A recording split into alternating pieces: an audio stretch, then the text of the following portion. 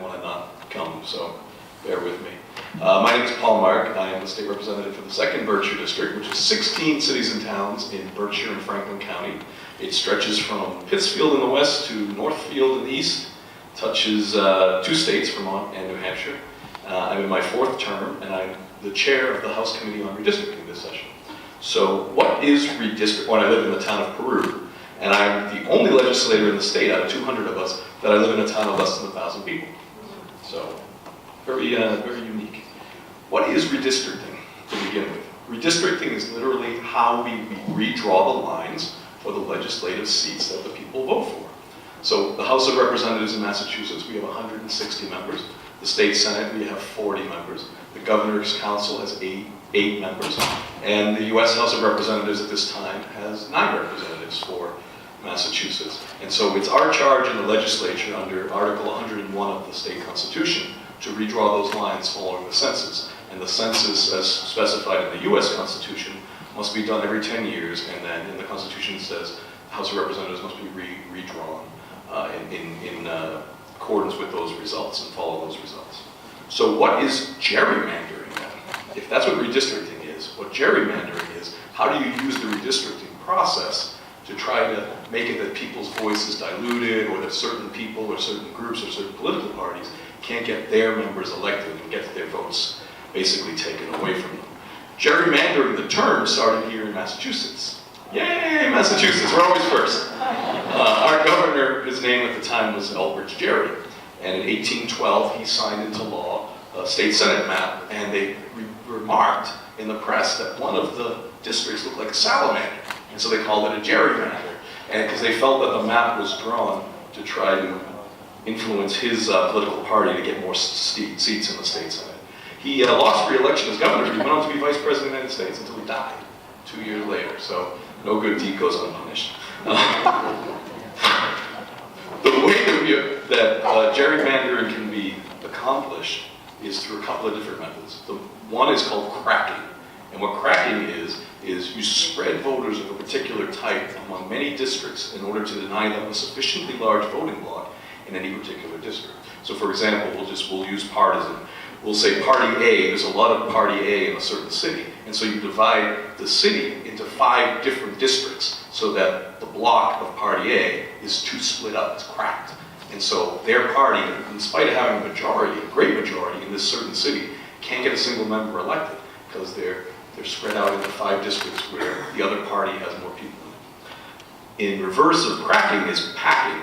So sometimes packing, the idea is to concentrate as many voters of one type into a single electoral district in order to reduce their influence in other districts. So instead of doing what we just talked about, you take all of Party A in the city and you make sure the city is only one district. That way it can't overlap and spill out into the suburban communities that surround it. And so again, the effect would be the same. 5 districts, you'd have 1 district of Party A and the other 4 surrounding districts would go to Party B. What they call hijacking is when you redraw 2 districts in such a way as to force 2 incumbents to be pitted against each other. And then kidnapping, and this sounds horrible, kidnapping moves an incumbent's home address into a completely different district. So just one day, Peru could be in a completely different district without an incumbent. And so the idea is that it becomes much more difficult for the incumbent to run or to win because they don't live in the district anymore, or they're going to face re-election in a place where there's a substantial number of new voters. So these tactics are often combined in some form, and to make it look like they're not trying to gerrymander, sometimes the authority will, make 1 or 2 seats look really strong for the certain party, and then dilute the rest of them. They say, well, look how strong they are in District 1 and District 2, so it's being done fairly. Gerrymandering is effective because of what they call the wasted vote effect. So these wasted votes are votes that did basically not contribute to electing any candidate. And by moving these geographic boundaries, the incumbent party packs opposition voters into a few districts where they're already going to win, wasting the extra votes. There's a quantitative measure that's been established to measure this, and it's called the efficiency count. And so the idea here is if 65% of the voters in a certain region are of Party A, then in theory, they should hold close to 65% of the elected seats. And so the efficiency gap would be if you have 65% of the voters, but you only have 50% of the elected seats, there's a gap of 15%.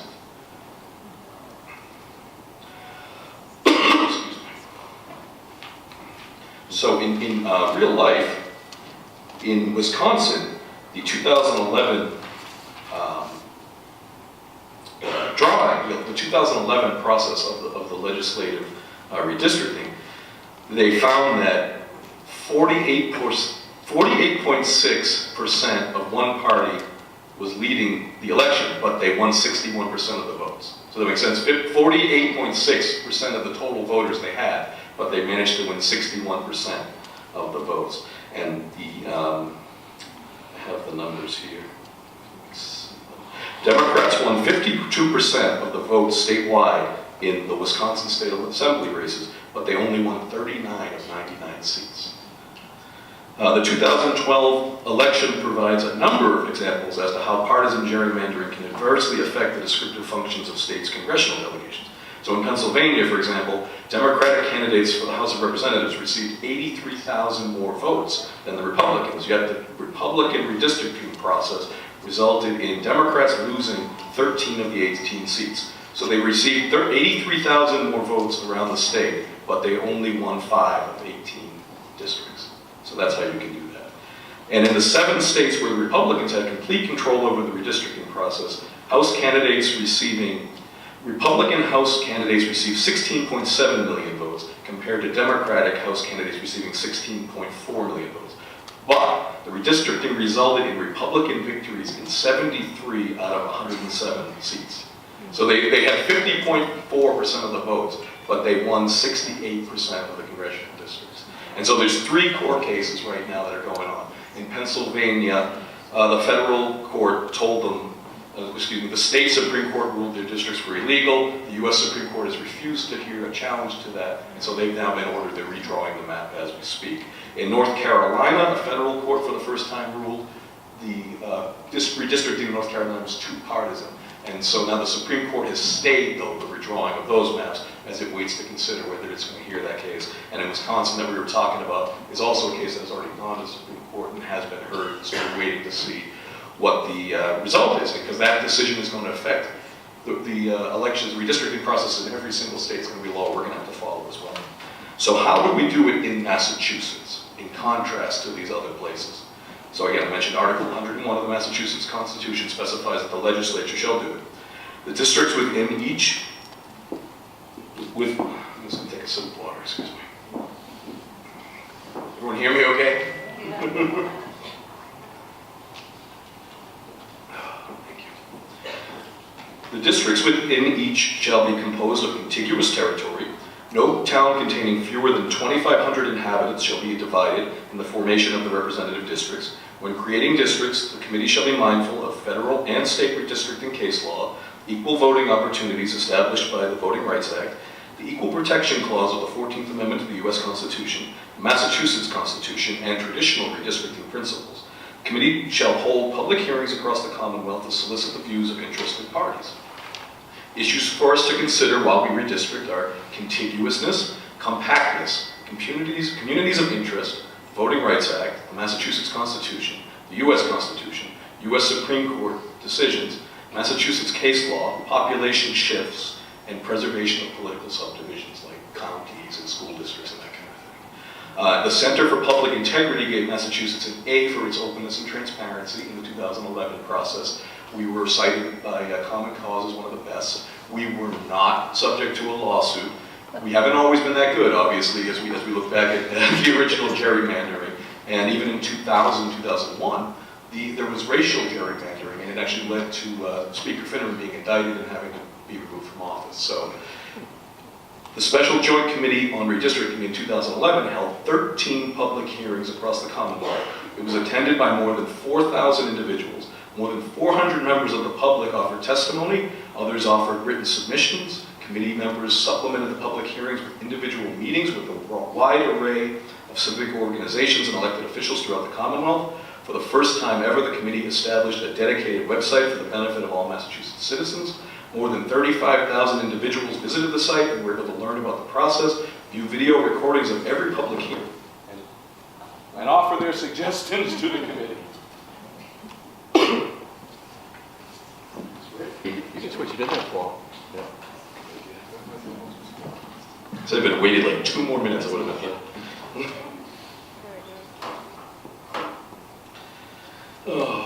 So, committee took care to comply with all constitutional and legal requirements and endeavored to balance numerous and often competing traditional redistricting principles, including population equality, equal electoral opportunity, compactness and contiguity, political continuity, and the preservation of county and municipal boundaries and other communities of interest.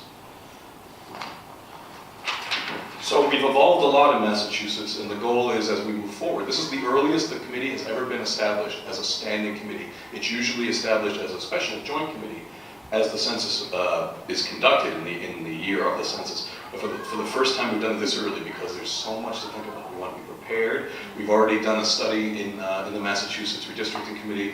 We do not believe we're going to lose a member of Congress this time. We studied the reapportionment. We plugged in the formula that goes through the House clerk down in Washington, and if the numbers hold true, we will not be losing a member. We've been trying to prepare as best we can.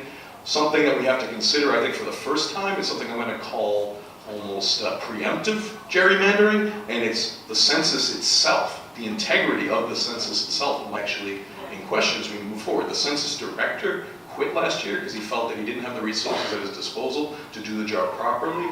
And there's our Secretary of State Galvin and a number of congressmen, including Representative McGovern, who I've spoken with about this, are really trying to push to make sure that the budget for the census is done properly, that the census questions that are asked are done properly, and that the follow-through on the census itself is done properly. Because when you think about the climate today, and people that might naturally be afraid to come forward, they're going to need more than ever to be sought out and to be asked to fill out these census so we have the best number possible. And this is something, again, this is nonpartisan. This affects Texas as much as it affects Massachusetts. People that should possibly be afraid under this president have to make sure that they're not afraid and that they come forward.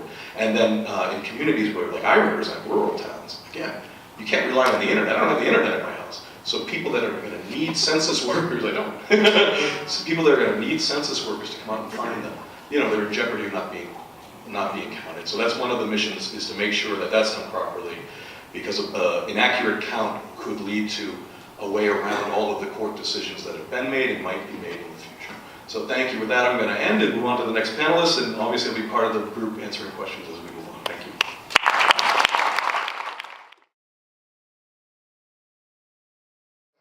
And I'm happy to be here today. I want to thank everybody for coming. I want to thank the organizers. I want to thank Representative Mark for giving us a good kind of lesson on what redistricting is all about and how it works. You're going to hear some incredible panelists who have slideshows who are more prepared than I am. So I'm going to be fairly brief here. I'm going to kind of give you my perspective on redistricting from kind of a Washington congressional point of view. And I also want to recognize Mary Ogilvie, who's our Register of Deeds, who's here as well. So, look, I think the biggest threats to our politics and to our democracy are money and extreme partisan gerrymandering. Money because it's becoming too big a part of politics. It costs too much to run for Congress or for the United States Senate. You have crazy decisions like Citizens United, which open the floodgates. You have all these independent expenditure campaigns, and I go on and on and on. I mean, running for Congress now, it's more than a full-time job to raise the money. And you're seeing campaigns that are costing, not just a few million, but tens of millions of dollars. And I got to tell you, it is not sustainable. Because you're going to get to the point where the only people that can run are people who are in the bag of big corporate special interests, or people who are independently wealthy who could fund their campaigns. And that is not good for this country. And to deal with that, I mean, we have to, it's difficult because you need either a new Supreme Court that will reverse some of its previous decisions and allow Congress to be able to legislate on campaign finance in a meaningful way, or you need to amend the Constitution. But we have to tackle that because that is an issue that is getting worse and worse and worse. The other issue is, extreme partisan gerrymandering. When I first got elected to Congress, there just seemed to be a lot more reasonable people. And I was in the minority at the time. And I'm saying as a Newt Gingrich was speaker, I'm not saying he was reasonable, but I'm just saying a lot of my Republican colleagues seemed to be, there was a lot more we could find common ground on. It's different now. And that is a direct result of this extreme partisan gerrymandering. Because they're creating districts for people that are all, you know, that represent only one, oftentimes extreme, right-wing point of view. And so there's not a lot of area where there can be common ground. And as a result, you know, we have this polarization, you have these shutdowns, and you have this my way or the highway attitude, and you can't compromise on anything. And again, it's not healthy for this country, it's not healthy for our democracy. And so, you know, what do you do about it? You know, I was checking in the last congressional election, Democrats won 49.9% of the popular vote in terms of congressional votes. And yet Republicans control 55.2% of the seats in Congress. And so there's something wrong with that. I mean, Congress ought to be more reflective of the overall popular view in this country. I think that's the way our founding fathers envisioned it to be, more representative. But when you have state legislatures that have drawn these maps, that if you look at them, it's almost laughable sometimes. Now, I want to say, I love my district, and I have total confidence in Representative Mark to do what's right. And I think the last redistricting here in Massachusetts was done very professionally. It was an open, transparent process. And when you look at the districts on a map, they actually kind of make sense. And I can say for my district, you know, it's a very diverse district. I mean, I've got the Pioneer Valley, which is very, very different from the Blackstone Valley. So I got a mix of voters, a mix of attitudes, and that's perfectly fine. But when I first ran for Congress 20 years ago, I challenged a Republican incumbent. The district went from Princeton to Dartmouth. They call it the Ivy League district. It was a little snake that didn't make a lot of sense. It was actually designed to help oust a Democratic incumbent at the time, Congressman Joe Early. But you know, when people would look at it on the map, they'd say, how could anybody draw a district like that? And part of the reason it was drawn that way is because they were trying to work on a deal with then Governor Weld for a more competitive district. And also, the Boston members of Congress were really protective about not losing anything and not giving anything up. And we have evolved from that, and I think that's a good thing. But not everybody has. So what do? I mean, you know, we've had lots of court cases challenging districts, you know, on racial grounds, that they have not, you know, that they have been unfair in terms of creating districts where minorities can win and compete. And we've had some successful court challenges on that. We are now seeing court challenges on extreme partisan gerrymandering. I was really happy that the Supreme Court refused to overturn the Pennsylvania Supreme Court's decision on redistricting in Pennsylvania, basically saying that this is extreme partisan gerrymandering, and they ordered the state to draw, legislature to draw new districts, which they did. And everybody was afraid that the Supreme Court would overturn that. They didn't. We have the Wisconsin case we're waiting to see the result on. And my hope is that the Supreme Court will uphold what the Wisconsin Supreme Court did and basically, you know, say that we're not going to overturn a decision that criticized redistricting because it was so very, very partisan. And so I think, you know, in the short term, we have to look to the courts. And, you know, and I certainly worry because when I look at the Supreme Court, or when I look at some of these federal judges that are being appointed, you know, and some of the judges that are overseeing this, I get a little bit nervous. But, you know, I've been pleasantly surprised, you know, with the Pennsylvania decision. We'll see how it all continues. The other way, and I mean, I'm a sponsor of a bill that Congresswoman Zoe Lofgren of California has introduced, which calls for independent commissions to decide, you know, how districts should be drawn. Now, I mean, I've been oftentimes, people have asked me, well, is there such a thing as a truly independent commission? Because someone's going to appoint the people to the commission.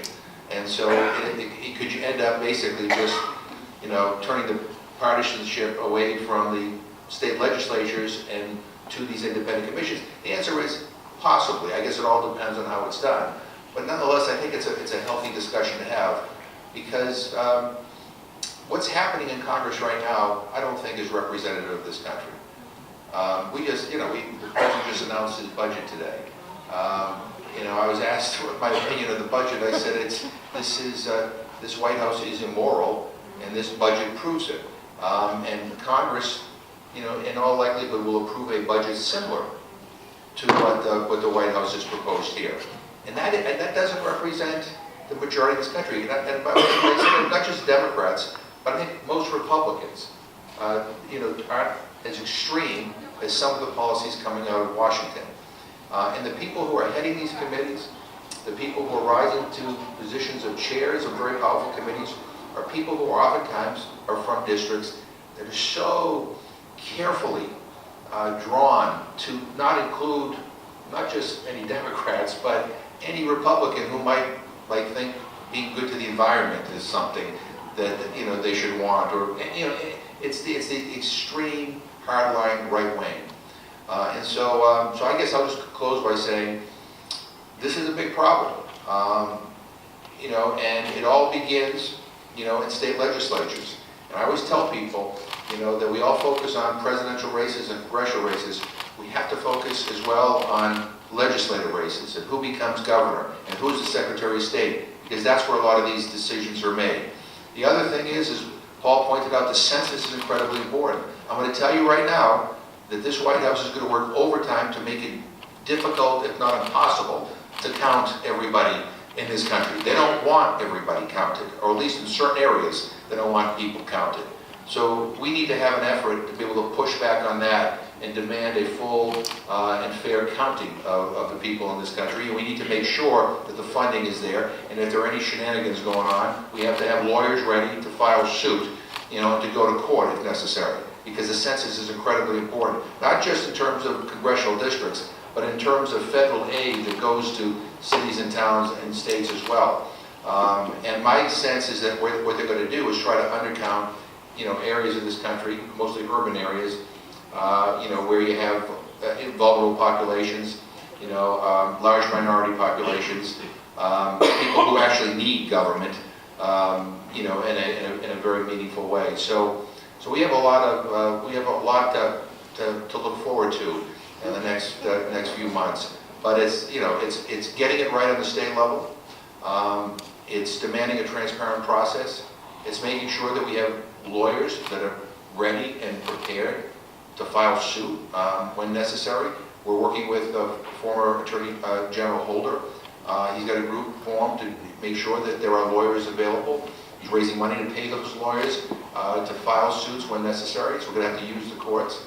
And then, we're going to have to, I think, also look at whether or not the best way to do this is through state legislatures, or is there a better way to do it? And that is something that is not a short-term fix, but more a longer-term fix. But in any event, I appreciate being here. This is an incredibly important topic. I'm obviously very interested in it because of what I have to deal with every day. And I'm just going to tell you, if we get this right, and we get the money part of this right, you're going to have a government, whether it's Democrats or Republicans, that is more reflective of what real people think in this country. And I think that's something we all should aspire to. So thank you.